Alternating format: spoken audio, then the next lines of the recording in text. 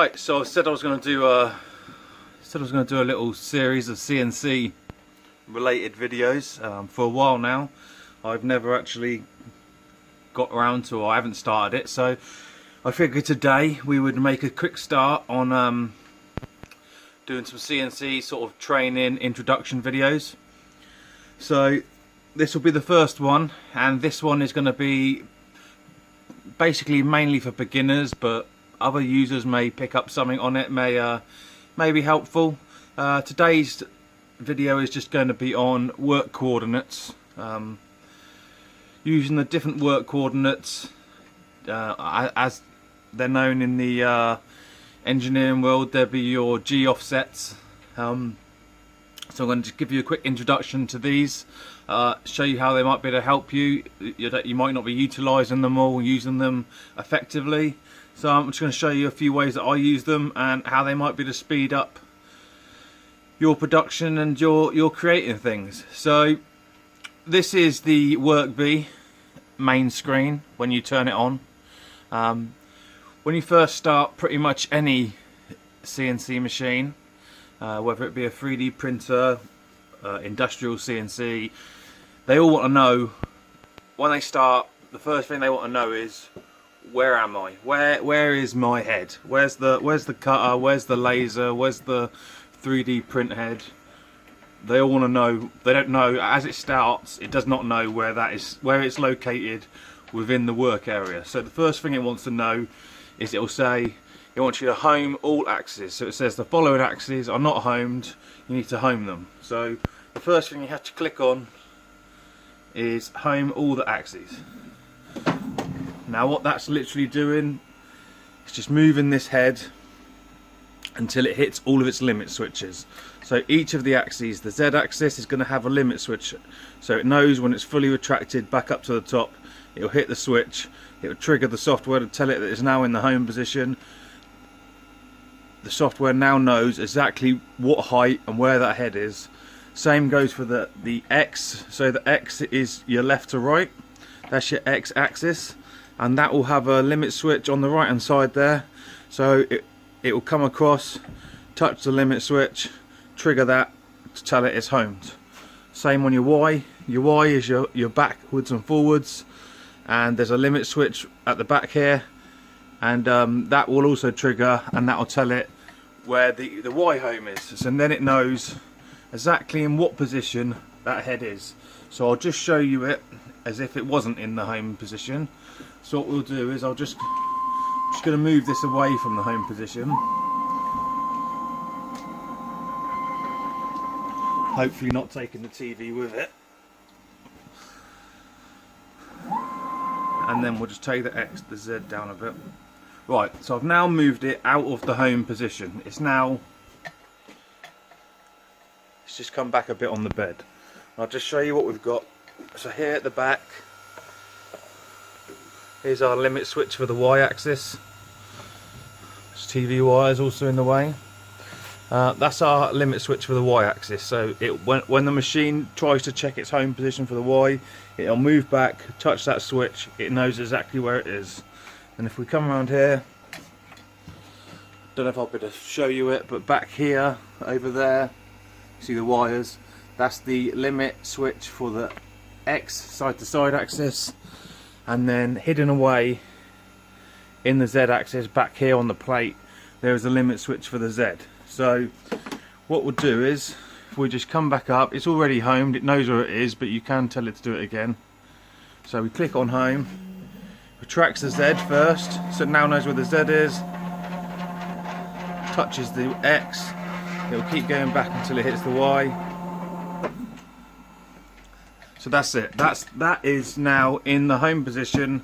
It knows where all of its axes are. It's X, it's Y, and it's Z, and that's it. You can now start your work from this point. So, lots of people will just all work off of one work coordinate, one offset, which is, as you look, if we look over here on the right hand side, we've got a 1. That is the equivalent to an industrial G54. So you normally have G54, G55, G56, etc. going up incrementally. That can be allocated to a different place on the machine bed. So on this Workbee, we've got 6 different work coordinates, 1 to 6 there. Whichever one you click it on, so if I click it on 3 now, when I run the program, it will run the program using the G57 or number 3 work coordinates. So you can allocate these to different areas of your bed, rather than just running everything off of work coordinate 1, rather than having everything having to be clocked up every time you put a job on. What you can do here is my number 1, or G54, my number 1, mine is allocated to this corner here. So it's set to this edge, so X0 is here, Y0 is here. Any job that I take, if I take a piece of wood now, push it up into this corner, even though there's some crap in there, if I push it up into this corner, I know that this corner of my job is 0 in my X and 0 in my Y, and I always leave that number 1 work coordinate, always leave that set to that fixed location, so it never changes. All it's telling it, all it's remembering is, where is this location in relation to its home position. So in relation to where it is now, where is that? That's what it remembers. It remembers the coordinates. It says, right, this is where I start over at home, this is where they want me to set my 1 offset. That'll be minus, let's just say minus 750 in the X, minus 500 in the Y, and it will then set this as 0, 0, so you can work from this position here. So you can have that set, number 1. Then what you can do is you can come up, you can set this to number 3. No, I don't want to update Firefox. You can have this at number 3. So number 1 for me is that bottom left corner there. Number 3 for me is my vice. So I'm always generally working between that side there or my vice. I'm often working the vice, so I leave number 3 set as my vice. So what you can do, let's have a little look. What you can now do is, at the very top of your Workbee screen here, you can give it manual commands. So you can manually type in G code. So a simple one that I always use is just G0, which is the equivalent to basically go. It's moving in a linear motion. So I say go, X0, Y0, and then you can send that, and it will move it to where where the 0 is for number 3 work coordinate. So I say it's my vice. So if we send that,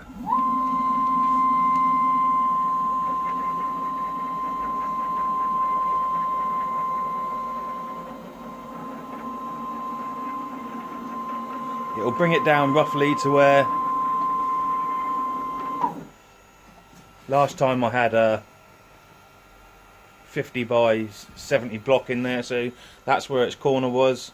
And then what I'll do is, next time I put a block in there, I'll just clock off the corner, but it brings it roughly back down to where it was last time. Whereas if you then see, if I do the same thing for number 1, so if we go back up to the screen, what we can do is change this to number 1,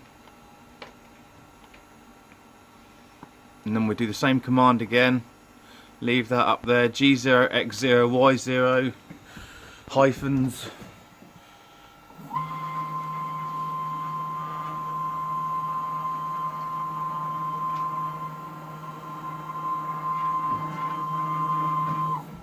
so there it is. It's in that corner. It will always come off that corner, and all you need to set is your Z height once you've got your job in there and your cutter in there. I will be doing another video on setting Z heights, because there's many different methods for setting the Z height. Some people use the probe. I like to use the probe sometimes, but I'm not a big fan of it. It's not the most, well, it is reliable, but it's got thin wires that break. So I like to use feeler gauges, but you can also use a piece of paper. You can use a Z probe height. I'll be doing another video on setting your Z heights and all the different methods you can use for doing that. But what we'll do is we'll just send this back to its home again. So if we click home, it will send it back to that right hand corner. It always moves the Z up first, so by moving the Z up first, that will ensure that it doesn't hit anything on its way back. Hopefully. Right.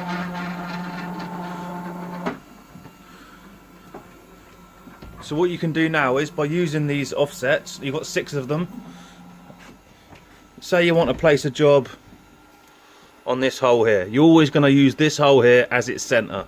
That's where you want to put your job, all your centres to come off there. What you can do is move it to, so you're going to click on this. I'm just clicking on the X.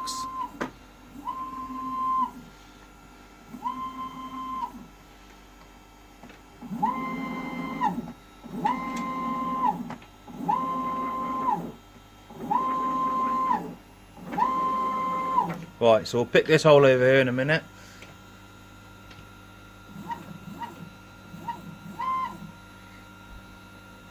Right, so this is, it doesn't look like it from this angle, but that is roughly above this hole here.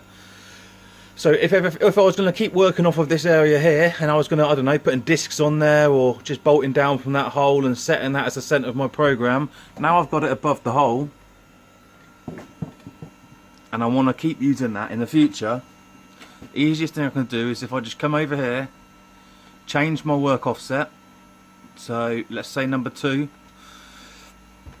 This is now going to become my permanent work offset for 2. So all I do is I can click set all, but the Z doesn't really matter because the Z's not set to anything. So we go set X, which you'll see in the top left corner zeroed it there. And then we go set Y, zeroed the Y over there, and then the Z won't matter until a job's actually in there to run. So that's it now. That will remember that location on the bed. You're always going to be remember that location on the bed. Even when you turn the machine off and turn it back on again, it will remember that. It will have that stored. And then if you want to come, and then if your next job is a sign, you want to make a sign, you want to come back down to this back left hand corner where I've got it set, you just switch that to 1, and then as you'll see in the top left hand corner, the numbers have now changed. We're now 409.8 from our X, 281.2 from our Y, because that's right down in this bottom corner. So you've got 6 of them. Use all of them. Even sometimes I'll back up. So my number 1, my 1 in this bottom corner, which is my sort of fixed location, I will often back that up. So let's say I'm over the top of that hole, and I've set it as we did just a minute ago. Look, if we come back down into 2, it changes back to 0, 0. If I'm worried about losing it, or I want to just make sure I've definitely got that fixed, I'll often come down to another one, number 3, which was my vice, and I would set that, set and set. So I've got that set in 2 places. Even if I lose one for some reason, I've got it again. But use all 6. You can use them set to any area on the workbed you want. You can even, so you can run multiple jobs. You can have one set up in the vice, select 3, run that one. You can have one job set up over on my left hand stop, set that as 1, run that one. You could run all of them without having to take anything back off the bed. You've just got to set your tool heights. So I hope this helps a little bit. This is that was just a quick introduction to work offsets. The word work offset is, like I say, it's the work's coordinates offset from its original home position. So all it's looking at is where its home position is, which is there now on its limit switches, and then your work offset is how far it's offset away from that home position, and that's how it remembers it. So that's it for the work coordinates. Any questions, please drop them in the comments, and I'll gladly try and help as I can. It's good to have fixed locations on your bed, I think. Speeds up your setup process. And I will be doing other videos on setting your Z and many other options. So also, once again, in the comments, put anything you'd like me to make a video on relating to CNC, relating to the Workbee, and I can make that. Don't forget, you can always speed up your setup using manual commands at the top there in the top line. So you can move it with the G0 to anywhere you want. You can G0, X150, Y150. You can use all of those commands to speed up your setup process. So I hope this helps. Thanks for watching, appreciate it, and I'll be making some more videos, so subscribe, like, and follow the other social media such as Instagram and Facebook. Thanks for watching.